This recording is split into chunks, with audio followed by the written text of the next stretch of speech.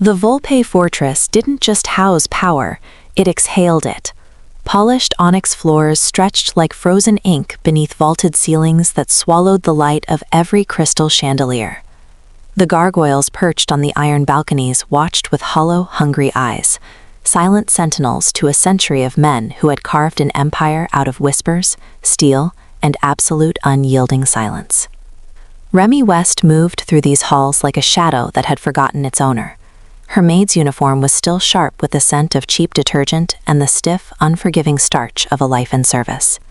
Her footsteps were muffled by the vast, oppressive weight of ancient violence. She had accepted the contract that morning, a woman driven by the silent, starving fear of an empty kitchen and a daughter whose future was a target. The placement agency had been explicit. The Volpe Dawn pays a king's ransom for discretion. Never linger, never eavesdrop, never look too closely at the scars on the walls or the men in the suits. But fate, Remy would soon realize, didn't honor the NDAs of the underworld. The head housekeeper, a woman with a face like cracked marble and eyes like dying embers, thrust a stack of lace linens into her arms and gestured toward the fiancé's private suite. Please subscribe to our channel and let us know in the comments where you're watching from. Your support helps us bring these stories to life. The Volpe estate did not merely sit upon the hill, it loomed, a jagged crown of limestone and iron that seemed to monitor the very rhythm of the city below. As Remy West stepped through the service entrance, the heavy scent of floor wax and old cold stone settled over her like a shroud. She smoothed the front of her uniform, the fabric stiff with a starch that felt like a secondary skin, a brittle armor against the world she was about to enter. Every step across the onyx foyer felt like a transgression, her presence a smudge on the pristine, predatory silence of the house. She wasn't just a maid here, she was a ghost in a black dress, hired for the invisibility she had spent her life perfecting. But as she moved toward the grand staircase, she felt it, the physical weight of the Volpe gaze. Don Cassiano was not in the room, yet his influence was a tangible pressure in the air. It was in the way the security detail tracked her movements with eyes like unblinking glass, and in the sharp, disciplined lines of the furniture that seemed designed to remind her of her own smallness. Remy gripped the handle of her cleaning caddy, her knuckles white. She thought of her daughter, Maya, tucked into bed in their cramped apartment, and the stack of final notice bills that had driven her to this fortress. The agency had warned her that Cassiano Volpe was a man who lived by a code of absolute silence, a man whose skin was a map of ink and violence. To work here was to walk a tightrope over an abyss. She reached the second-floor landing, where the shadows pooled deep and dark. The portraits of past Volpe dons watched her from the walls, their painted eyes holding the same predatory chill she imagined the living don possessed. Just as she turned toward the west wing, a door clicked open. Cassiano stepped into the hall, his presence instantly draining the warmth from the corridor. He was dressed in a charcoal suit that looked like smoke, the intricate black ink of a wolf's head peeking out from above his collar, its jaws seemingly ready to snap at his throat. He didn't speak. He simply stopped, his gaze raking over her with a terrifying clinical efficiency. In that moment, Remy didn't feel like a servant. She felt like a ledger being audited. He was looking for a flaw, a crack in her invisible facade. After a heartbeat that felt like an eternity, he gave a curt, imperceptible nod and moved past, the scent of expensive tobacco and cedar trailing in his wake. Remy waited until the sound of his footsteps died away before she allowed herself to breathe. She had entered the lion's den, and while she had survived the first encounter, the walls of the fortress felt narrower than they had 5 minutes ago. The silence of the fiancé suite was different from the rest of the house. It was perfumed and suffocating, a garden of silk and vanity that felt like a trap. Remy moved with the precision of a shadow, her movements practiced and quiet, as she smoothed the 300 thread count sheets of the massive canopy bed. It was while she was adjusting the heavy velvet bolster that she felt the unnatural lump, a hard rectangular shape tucked deep within the silk pillowcase. Her breath hitched. She shouldn't have looked. Every instinct screamed at her to keep her head down, but the maternal hypervigilance that kept her alive wouldn't let it go. She slid her hand inside and pulled out a sleek, unbranded burner phone and a folded vellum map. Her eyes, trained by years of noticing the details that kept her daughter safe, immediately locked onto the red ink. It was a tactical overlay of the Volpe wedding chapel, marked with X points at every high vantage window, and a timed sequence for the perimeter guard's rotation. "It's beautiful, isn't it, the way a plan comes together?" The voice was like a razor blade wrapped in velvet. Remy spun around, the burner phone still in her hand. Octavia Malaspina stood in the doorway, her bridal fitting gown trailing behind her like a shroud of white lace. She wasn't the blushing bride the tabloids adored. Her eyes were as cold and predatory as Cassiano's, but with a layer of madness the dawn lacked. I was just changing the linens, Miss Malaspina," Remy stammered, her heart hammering against her ribs. She tried to slide the phone back, but Octavia was already across the room, her movements fluid and terrifyingly fast. Octavia didn't grab for the phone. Instead, she smiled, a slow, cruel curve of the lips that didn't reach your eyes. "You have such observant eyes, Remy, it's a pity. People with eyes like yours usually end up losing them." Before Remy could react, Octavia reached into the delicate lace of her bodice and pulled out a necklace that seemed to swallow the room's light. The Malaspina heart, a multi-million-dollar heirloom of raw rubies and blood diamonds. With a sudden, violent motion, Octavia grabbed Remy's cleaning caddy and shoved the necklace deep into the hidden pocket of Remy's spare uniform. "Help! Someone help!" Octavia suddenly shrieked, her voice shifting from a whisper to a piercing, frantic scream. She tore a handful of lace from her own sleeve and threw herself onto the floor, her face contorting into a mask of victimhood. "The maid! She's attacking me! She's stolen the heart!" The heavy thud of combat boots echoed in the hallway instantly. Remy stood frozen, the incriminating burner phone still clutched in her hand, as the door burst open. The Iron Crown enforcers swarmed the room, their weapons leveled at her chest. Behind them, Don Cassiano appeared, his face a landscape of dark, erupting rage. He looked from his sobbing fiancée on the floor to the maid standing over her, and Remy realized with a sickening jolt that the trap hadn't just been set, it had already snapped shut. The basement of the Volpe estate smelled of cold concrete and the sharp metallic tang of industrial cleaners, a scent Remy usually associated with safety, now turned sour with dread. She sat in a wooden chair, her wrists bound by heavy zip ties that bit into her skin. Above her, a single halogen bulb hummed, casting long, jagged shadows across the room. Don Cassiano stood just outside the circle of light, his charcoal blazer discarded, his white shirt sleeves rolled up to reveal the sprawling ink of a serpent coiling around his forearm. "The Malaspina hearth is worth more than your life, Remy," Cassiano said, his voice a low, vibrating rasp. He held the ruby necklace up, the stones glowing like embers in the dim light. "Octavia says you tried to choke her for it. My men found a burner phone in your hand. Tell me why I shouldn't end this now." Remy forced herself to look up, her expressive face tight with a desperate, focused clarity. "I didn't steal that necklace, Don Cassiano, and that phone doesn't belong to me. If you check the logs, you'll see it's been pinging a tower in the North Docks, the same sector where your last 3 shipments were lost to the police." Cassiano paused, the necklace dangling from his fingers. His eyes, cold as flint, narrowed. "You're a maid. You don't know my shipping routes." "I'm the woman who cleans your office," Remy countered, her voice trembling but steady. "I don't just dust the mahogany. I see the fine print. You've been running a double ledger for the Port Authority. The public one shows a 5% loss in transit, but your private internal audit, the one you keep in the blue folder, shows a 12% discrepancy. Someone isn't just stealing from you.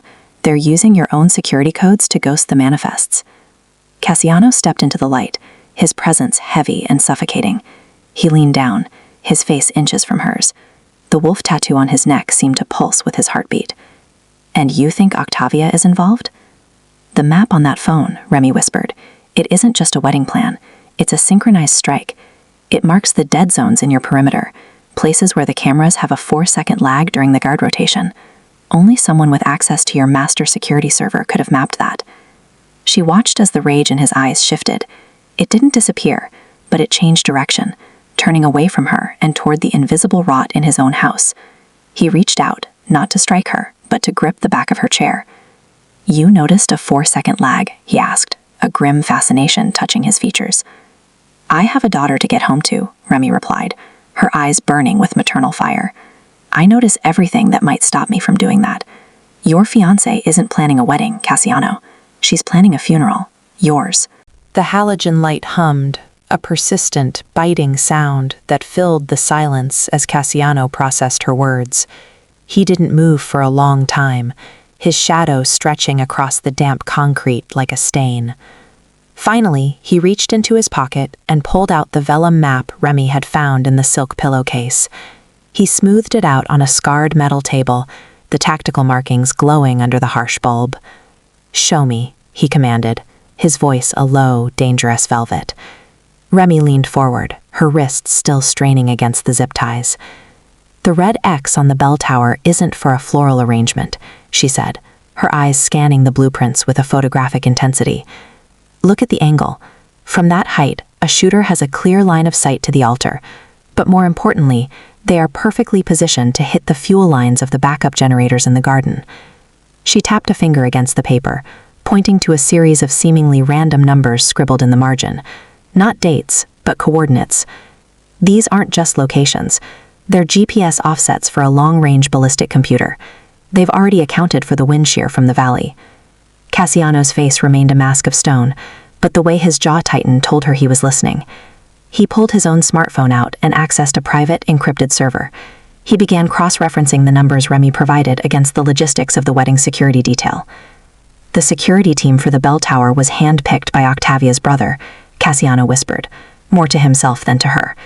He claimed they were the best marksmen in Sicily, for protection.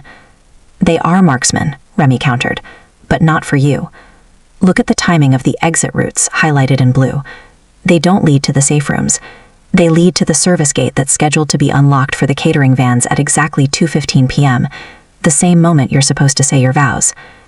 Cassiano stood up, the chair scraping harshly against the floor. He walked to the edge of the darkness, his hand tracing the wolf tattoo on his neck. The betrayal was a physical weight now, a cold realization that the woman he was about to tie his life to was the one holding the knife to his throat. He turned back to Remy, his gaze no longer auditing a thief, but observing a survivor who had seen the fine print of his own death. "You have a very dangerous gift, Remy West," he said. His eyes finally met hers with a spark of something that wasn't quite trust, but was far more lethal. "My fiancé thinks she's playing a game of chess. She doesn't realize the maid has been counting her pieces." He pulled a pocket knife from his belt and sliced through the zip ties on her wrists in one fluid motion. "You want to see your daughter again? Then you stay here. You don't clean. You think. Because if these coordinates are what I think they are, we have exactly 48 hours to rewrite the ending of this wedding." The shadows in the basement had shifted from a prison to a sanctuary, but the peace was shattered by the shrill, frantic vibration of a phone, not the burner, but Remy's personal device, tucked into the pocket of her discarded apron. Cassiano reached it first. He glanced at the screen, his expression darkening into something truly primal. He handed it to Remy without a word. The text was an image, a grainy, long-lens shot of a small playground. In the center of the frame, Remy's daughter Maya was laughing on the swings, oblivious to the man in the gray suit, standing just 10 feet away, his hand resting inside his jacket. Below the photo, a single line. "The Malaspina hearth isn't the only thing that can go missing." The air left Remy's lungs in a violent rush. The room tilted, the cold concrete floor suddenly feeling like a precipice. "She has her," Remy whispered, her voice cracking. "Ottavia knows I'm still alive, and she's going for Maya." Cassiano didn't hesitate. He didn't ask for permission. He snatched a radio from the table and keyed the encrypted frequency. "Alpha Team, redirect to the West End coordinates I'm sending now. High-value asset at the park. Neutralize the tail. Do not, repeat, do not engage in front of the child. I want her secured and brought to the estate's safe wing within 20 minutes. He turned back to Remy, his presence towering and absolute. He saw the raw, jagged terror in her eyes, the look of a mother who would burn the world down to protect her own. "She made a mistake," Cassiano said, his voice a low, terrifying growl. "She thought she was threatening a maid. She didn't realize she was threatening mine." He grabbed a heavy tactical vest from a wall locker and threw it over his white shirt, the movement making the serpent on his arm appear to coil tighter. "My men are the best in the country, Remy. They will get her. But Ottavia has moved the pieces. She's no longer playing for the crown. She's playing to erase the witness." "I need to go to her," Remy gasped, already moving toward the stairs, her invisible mask completely shattered. "You stay," Cassiano commanded, his hand firm on her shoulder. It wasn't a threat this time, but a shield. The estate is the only place left with lead-lined walls and jammed signals. If you leave, you're a target. If you stay, you're the architect. You told me you see the fine print, Remy. I need you to find the hole in her security before my men bring Maya through the gates." For the first time, the mafia don and the single mother Maid looked at each other as equals in a shared war. Cassiano wasn't just protecting a witness. He was protecting the only person who had truly seen him. As the sound of tires screaming on the gravel driveway echoed from above, Remy sat back down at the monitor, her fingers flying across the keys. The mother's instinct was no longer a flaw. It was a weapon. The safe wing of the estate felt like a tomb, the air heavy with the hum of high-end servers and the distant, rhythmic ticking of a grandfather clock. Maya was asleep in the adjacent room, guarded by two men whose shadows alone could scare off a wolf. Remy sat before a bank of monitors, her eyes bloodshot but her mind as sharp as a diamond.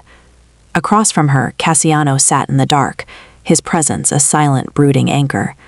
He had traded his suit for a black tactical shirt, the wolf on his neck partially obscured by the collar, its ink eyes appearing to watch the scrolling data alongside them. "She's clever," Remy whispered, her fingers dancing across a decrypted radio frequency scanner. "She's not using cellular data anymore. She's piggybacking on the estate's own internal emergency broadcast system." Cassiano leaned in, the scent of cedar and gunpowder following him. "The EBS is hardwired. It's supposed to be impenetrable." "Not if you have the frequency hopping sequence," Remy countered. She pulled up a series of audio waves, the blue lines jagged and frantic. "Listen, it's not a voice. It's a series of compressed bursts, digital vows. Every 30 minutes, a signal goes out to 3 distinct points around the property. Those are your snipers. They're checking in, waiting for the go code that will be sent when the priest asks if anyone objects to the union." She hit a key, and a map of the estate's garden plaza appeared, overlaid with a spiderweb of red infrared beams. The fine print was finally screaming. She had found the ghost in the machine, a hidden script in the chapel's automated light and sound system. "She's not just hiring hitmen, Cassiano," Remy said, her voice dropping to a chilled breath. "The go code is hard-coded into the ceremony's music. At the first note of the recessional march, the perimeter gates will automatically lock, and the fire suppression system in the chapel will vent the same halon gas you used in the vault. Everyone inside will be unconscious or dead in 90 seconds, leaving only the shooters and gas masks to finish the job." Cassiano's hand tightened on the edge of the desk, the wood groaning under his strength. The betrayal was total. Ottavia wasn't just killing him. She was erasing the entire Volpe Council in one elegant, bloody stroke. He looked at the screen, then at Remy. In the pale blue light of the monitors, she looked like a general, her Maid persona a discarded skin. "They think they're attending a wedding," Remy rasped, his eyes flashing with a cold, lethal fire. "Can you redirect the signal?" "I can do better," Remy replied, a small, dark smile touching her lips. "I can loop their all-clear signals, so they don't realize we've moved the pieces until they're looking into the barrels of your guns." The chapel of the Volpe estate was a masterpiece of sacred geometry and profane intent. Sunlight poured through stained glass windows, casting long, bruised shadows of deep violet and crimson across the marble aisle. The air was thick with the cloying scent of thousands of white lilies, a fragrance that usually signaled a beginning, but today smelled of the cricked. Don Cassiano stood at the altar, a figure of obsidian precision in his black tuxedo. Beneath the fine wool, the serpent on his arm felt like it was twitching, and the weight of a concealed ceramic blade pressed against his ribs. Outside, perched in the darkness of the bell tower, the Malaspina hitman adjusted the windage on his suppressed rifle. Through his high-powered optic, the world was reduced to a crosshair centered on the hollow of Cassiano's throat. He checked his watch. The digital display blinked in sync with the hidden signal Remy had looped. He saw the all-clear status on his HUD, unaware that the data was a ghost, a playback of a security reality that no longer existed. Remy stood in the shadows of the choir loft, her hands hovering over a portable deck. She was no longer a maid, but the invisible conductor of this symphony of violence. She watched the guests file in, men in tailored suits who carried death in their pockets, and women in silk who knew how to wash out bloodstains. Among them, Octavia Malaspina moved like a queen, her white lace veil floating behind her like a cloud of toxic gas. She looked radiant, her smile a perfect, practiced lie. As the first chords of the organ swelled, vibrating through the floorboards, Remy's pulse mirrored the rhythm. She could see the sniper's silhouette through the thermal feed on her tablet. He was steady, a statue of professional malice. She looked down at Cassiano. He didn't look at the bride. He looked directly at the choir loft, his eyes meeting Remy for a fraction of a second. It was a silent vow, not of marriage, but of survival. The priest began the liturgy, the ancient words echoing off the vaulted ceiling. Every syllable was a step closer to the go code. Remy's fingers tightened on the override switch. She could see Octavia's brother subtly adjusting his earpiece in the front row, his hand creeping toward the suppressed pistol tucked into his waistband. The trap was fully set, the crosshairs were locked, and the lilies were beginning to smell like funeral incense. The altar of blood was ready for its sacrifice, but as the priest reached the moment of the great vow, Remy realized the sniper wasn't just watching Cassiano, he was shifting his aim toward the loft. The shift in the sniper's barrel was a silent scream that only Remy heard. She didn't wait for the logic bomb to detonate. Abandoning the console, she plunged into the narrow, dust-choked service crawl space that ran behind the choir loft. She moved with a desperate, frantic speed. Her maid's knowledge of the mansion's hidden arteries, the vents she had dusted, the pipes she had scrubbed, now serving as her tactical map. She wasn't just a shadow anymore. She was the ghost in the machine coming to reclaim its world. Above her, the wooden rafters groaned under the weight of a century of secrets. Below, the priest reached the climactic moment. If any person can show just cause why they may not be lawfully joined together, the voice droned, let them speak now, or else forever hold their peace. At the altar, Cassiano didn't wait for a guest to stand. He reached out and gripped Octavia's wrist, not with the tenderness of a groom, but with the crushing force of a vice. The lace of her sleeve bunched under his inked fingers. Peace was never an option, Octavia, he rasped. The sound carried through the silent chapel like a gunshot. In the bell tower rafters, Remy lunged. She didn't have a gun, but she had a heavy-duty aerosol canister of industrial degreaser and a flare. As the sniper squeezed the trigger, she sprayed a cloud of flammable mist directly into his muzzle flash. The backfire was a localized explosion of orange light and searing heat. The sniper's shot went wide, shattering a stained glass window of St. Jude, the patron saint of lost causes. The chapel erupted. Octavia's brother drew his weapon, but Cassiano was faster, his ceramic blade flashing in a silver arc that ended the threat before the first guest could scream. The signal is looped, Octavia, Cassiano hissed, forcing her to look up at the choir loft. Your army is fighting a ghost, and my maid, she's the one who wrote the script. Remy emerged onto the catwalk, her face smeared with soot, her eyes blazing with a fierce maternal triumph. She looked down at the woman who had threatened her daughter and saw only a broken puppet. The go code played through the speakers, the first triumphant notes of the wedding march. But instead of death, the chapel door swung open to reveal Cassiano's alpha team, their weapons leveled and their loyalty absolute. The coup hadn't just failed, it had been audited and liquidated.